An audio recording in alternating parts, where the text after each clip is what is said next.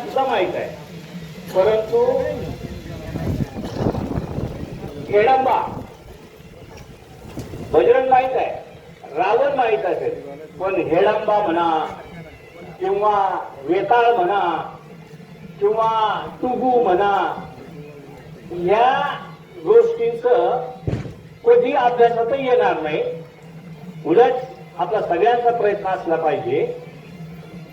खैल साहेब असतील, दिनकरराव असतील, यांनी अशा काही परंपरा थोड्याशा लिहिल्या पाहिजे.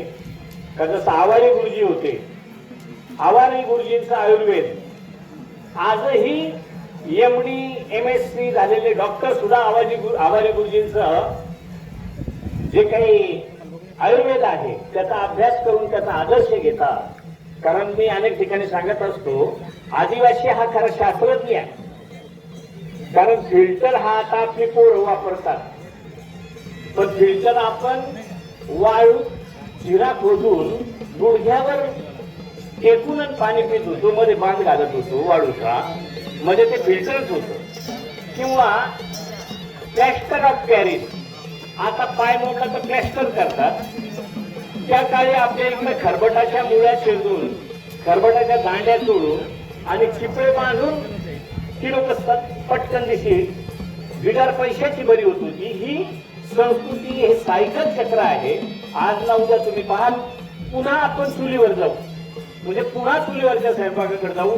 आपलीच मुलं कुठं अहमदाबाद हायवेला चुल्यावर वरण मिळतं, चुल्यावर कोंबडी मिळते, चुल्यावरचा बेसन मिळतंय, तर तिथं जातात. का जी चूल पूर्वी आपल्या घरातच होती, पण आपण ती संस्कृती सोडायला लागलो. पण निसर्ग चक्र बरोबर आपल्याला त्याच जागेवर आणेल. पुन्हा आपल्याला पूर्वीच्याच दिवसाकडे जावं लागेल. म्हणून कराव तुम्ही रात्रीचं, माझं नशीब नव्हतं, रात्री अतिशय चांगला कार्यक्रम तुम्ही केलाय, मी युट्यूबला बघितला. निश्चितच ही परंपरा पुढच्या भावी पिढीला तुम्ही चालू ठेवाल अशी अपेक्षा तुमच्याकडून व्यक्त करतो. कारण बरीच लोक असं म्हणतात, एक कांडी चोरून ठेवतात, पण तुम्ही चोरू नका, सगळ्याच कांड्या देऊन टाका, म्हणजे आमची पुढील पिढी परिपूर्ण त्या ठिकाणी जाईल अशी अपेक्षा या ठिकाणी करतो. आणि धन्यवाद. जय हिंद, जय महाराज.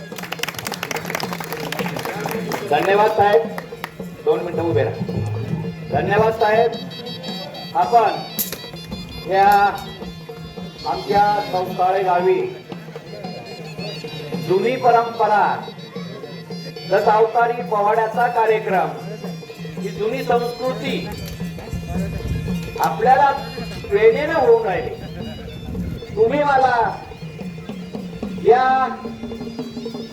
कार्यक्रमाविषयी अनेक वेळेस बोलले आणि आदिवासी दिनाच्या निमित्ताने आपण हे दशावतारी पोवाड्याचे जे मुखवटे आहेत ते मुंबई सारख्या ठिकाणी आम्हाला पोहोचवलं तुम्ही. आणि त्या ठिकाणी सुद्धा अतिशय चांगल्या प्रकारे हा आदिवासी संस्कृतीचा कार्यक्रम चांगल्या प्रकारे जगणूक करावी याच्यासाठी आपण सुद्धा प्रेरणा दिली. आणि म्हणून 20 वर्षापासून आमचा या गावचा हा कार्यक्रम बंद होता आणि त्या कार्यक्रमाला उजाळा देण्यासाठी आपणही चांगल्या प्रकारे मदत केली. तसंच महादेवसाहेबांनी मदत केली, इतर सर्वांनी मदत केली. त्यातल्या त्यात आमचे चौसाळे ग्रामस्थ सगळ्यांनी, गोरगरिबांनी या कार्यक्रमासाठी अतिशय चांगल्या प्रकारे मदत केली, प्रेरणा दिली.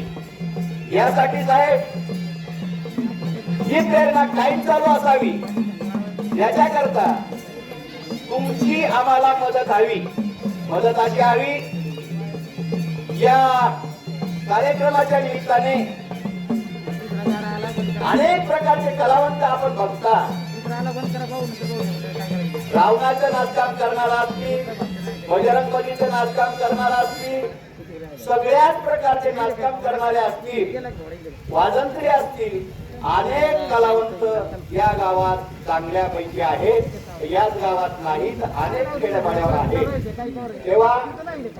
तेव्हा त्यातला विसर पडू नये, कंटाळा येऊ नये याच्याकरता प्रेरणा मिळावी म्हणून त्यातला प्रत्येकाला मानधन मिळावं या सर्वच भाविकांच्या वतीनं सगळ्या कार्यक्रमाच्या कलावंताच्या वतीनं मी आपल्याला विनंती करेल त्यांचं आपण या ठिकाणी विधानसभेचे उपाध्यक्ष आहेत आपल्याकडे महाराष्ट्र शासनाचा मोठा अधिकार आहे आणि म्हणून याच्यासाठी आम्हाला प्रेरणा मिळावी मानधन मिळावं आमचा कुठंतरी या कार्यक्रमाच्या निमित्ताने सन्मान व्हावा राज्य पातळीवर व्हावा राष्ट्रपतीकडे सुद्धा व्हावा आणि एवढं जर झालं तर अतिशय चांगल्या प्रकारे या ठिकाणी अजून उमेदीनं सर्वच कलावंत या ठिकाणी काम करतील ही